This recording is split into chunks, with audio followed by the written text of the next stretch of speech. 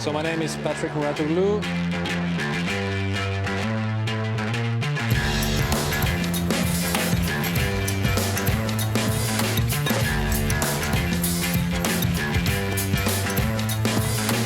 Well, first of all, it's the first quarterfinal of young Grigor Dimitrov that had really high expectations on his shoulders for many years, but he's still young, he's 22 years old, and he's finally reaching his first quarterfinal.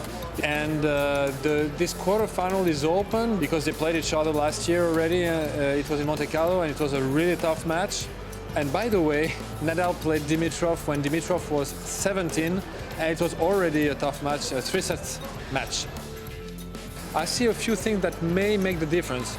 First of all, Nadal looked a bit injured in his last match. He looked like suffering from his knee. Of course, we don't know how bad it can be, but this may play a role in this quarterfinal. The start of the match will be very important because we've seen in this Australian Open many players, when they played top players, they needed 1 or 2 sets to really get into the match. We saw this when Monfils played Nadal, for example.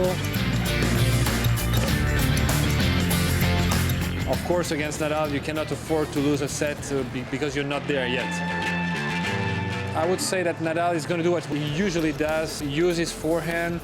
He knows he's playing a one-handed backhand player, so probably he's going to try to play high with topspin on Dimitrov backhand to push him to play shorter and play quite aggressive as he's done since the start of this tournament, because he's noticed that the court is fast this year and that he has to play a bit more aggressive than what he's doing usually, and he does quite well.